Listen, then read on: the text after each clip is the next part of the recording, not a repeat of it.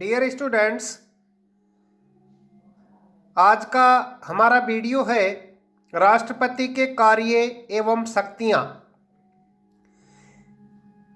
आज के वीडियो से पूर्व मैंने राष्ट्रपति की कार्यपालिका संबंधी शक्तियां और विधायी शक्तियों के बारे में आपको अवगत कराया था कि राष्ट्रपति की जो सामान्यकालीन शक्तियां हैं उसमें कौन कौन सी शक्तियां राष्ट्रपति में निहित की गई हैं भारत के संविधान में। इस संदर्भ में मैंने इससे पूर्व के वीडियो में राष्ट्रपति की कार्यपालिका और विधायी शक्तियों का उल्लेख किया है और आज का वीडियो राष्ट्रपति की सामान्यकालीन शक्तियों में तीसरी जो महत्वपूर्ण शक्ति है वो है वित्तीय शक्तियां या फाइनेंशियल पावर। राष्ट्रपति की वित्तीय शक्तियां एवं कार्य निम्नलिखित हैं। पहला है धन विधेयक। राष्ट्रपति की पूर्वानुमति से ही संसद में प्रस्तुत किया जा सकता है, यानी धन विधेयक जो लोकसभा में पेश किया जाता है वो राष्ट्रपति की अनुमति के बाद ही पेश किया जाएगा। नंबर 2, वह वार्षिक वित्तीय विवरण केंद्रीय बजट को संसद के सम्मुख रखवाएगा, यानी जो वार्षिक बजट होता है, जो पूरे साल का आय और व्यय का विवरण जिसमें होता है, वो राष्ट्रपति संसद के सम्मुख रखवाता है। तीसरा है अनुदान की कोई भी मांग उसकी सिफारिश के बिना नहीं की जा सकती है। चौथा है वह भारत की आकस्मिक निधि से किसी अदृश्य व्यय हेतु अग्रिम भुगतान की व्यवस्था कर सकता है। तो दो प्रकार की निधि होती है, आकस्मिक निधि और संचित निधि। तो राष्ट्रपति को वित्तीय शक्तियाँ ये भी प्राप्त है कि वह आकस्मिक निधि से किसी अदृश्य खर्चे हेतु अग्रिम भुगतान की व्यवस्था कर सकता है। नंबर 5, वह राज्य व केंद्र के मध्य राजस्व के बंटवारे के लिए प्रत्येक 5 वर्ष में एक वित्त आयोग का गठन करता है। तो 5 साल में फाइनेंशियल कमीशन जो होता है, वित्त आयोग होता है, जो केंद्र और राज्यों के मध्य रेवेन्यू को डिस्ट्रीब्यूट करता है, रेवेन्यू का बंटवारा करता है, उसकी नियुक्ति भी माननीय राष्ट्रपति के द्वारा की जाती है। तो ये थी राष्ट्रपति की वित्तीय शक्तियाँ। नेक्स्ट है राष्ट्रपति की न्यायिक शक्तियाँ, जुडिशियल पावर। राष्ट्रपति की न्यायिक शक्तियाँ व कार्य निम्नलिखित हैं। पहला है वह उच्चतम न्यायालय के मुख्य न्यायाधीश और उच्चतम न्यायालय व उच्च न्यायालय के न्यायाधीशों की नियुक्ति करता है। तो राष्ट्रपति की जो न्यायिक शक्तियां हैं उसमें सबसे महत्वपूर्ण यह है कि वह उच्चतम न्यायालय के चीफ जस्टिस और उच्चतम न्यायालय और उच्च न्यायालय के न्यायाधीशों की नियुक्ति करता है। दूसरा, वह उच्चतम न्यायालय के से किसी विधि या तथ्य पर सलाह ले सकता है, परंतु उच्चतम न्यायालय की यह सलाह राष्ट्रपति पर बाध्यकारी नहीं है। इसका तात्पर्य यह होता है कि राष्ट्रपति किसी विधि या तथ्य पर उच्चतम न्यायालय से सलाह ले सकता है, परंतु उच्चतम न्यायालय की यह सलाह राष्ट्रपति पर बाध्यकारी नहीं है।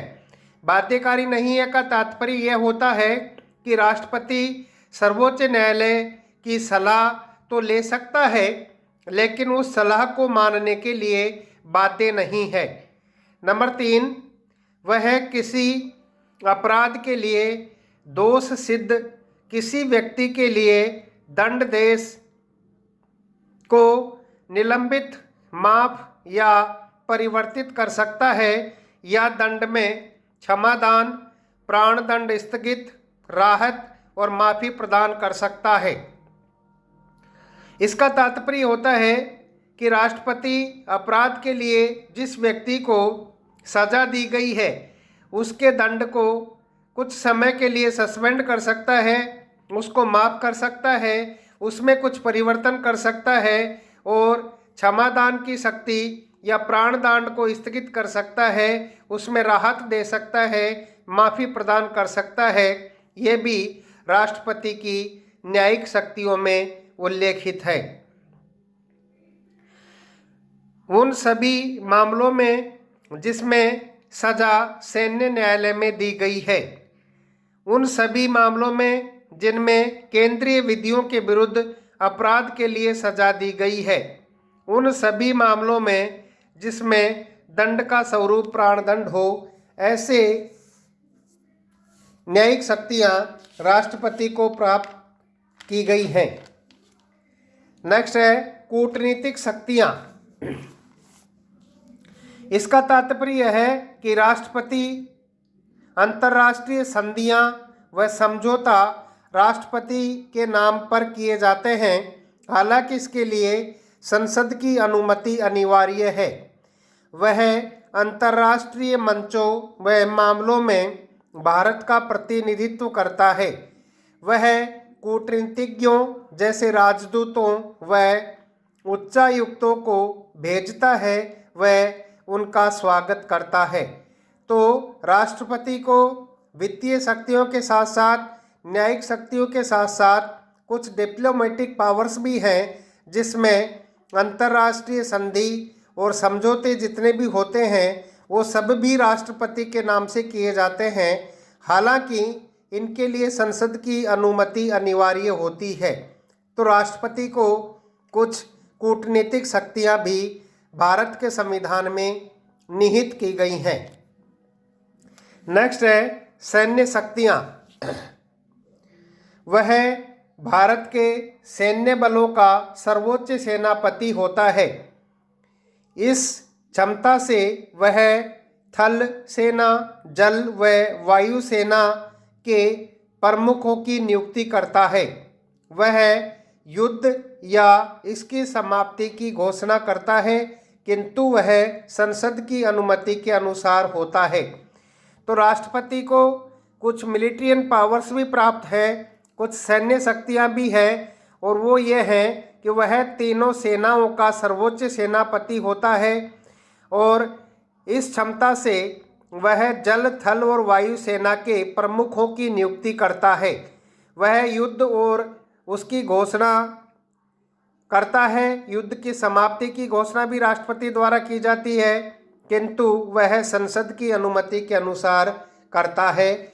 इसलिए राष्ट्रपति को सैन्य शक्तियां भी प्राप्त हैं, हालांकि वह सभी कार्य संसद की अनुमति के अनुसार होता है। राज्यों के संबंध में अधिकार। राष्ट्रपति न केवल केंद्रीय कार्यपालिका बल्कि समस्त भारतीय संघ का प्रधान है। राष्ट्रपति को इस क्षेत्र में निम्न अधिकार प्राप्त हैं। नंबर 1, राज्यपाल को अधिकार है कि वह राष्ट्रपति की स्वीकृति के लिए किसी विधेयक को सुरक्षित रख ले। संविधान के अनुसार यदि राज्यों के विधानमंडल ऐसा कोई कानून बनाते हैं जिसका संबंध उच्च न्यायालय के अधिकार कम करने से है या उन वस्तुओं पर कर लगाने से है जो संसद द्वारा जीवन निर्वाह के लिए आवश्यक घोषित कर दी गई हों, तो ऐसा विधेयक राज्यपाल को राष्ट्रपति की स्वीकृति के लिए सुरक्षित रखना ही होगा। राष्ट्रपति इन विधेयकों को स्वीकार या अस्वीकार कर सकता है या विधानमंडल को पुनः विचार के लिए भेज सकता है। इसके अतिरिक्त कुछ विशेष प्रकार के विधेयक राष्ट्रपति की स्वीकृति के बाद ही विधानमंडल में प्रस्तुत किए जा सकते हैं।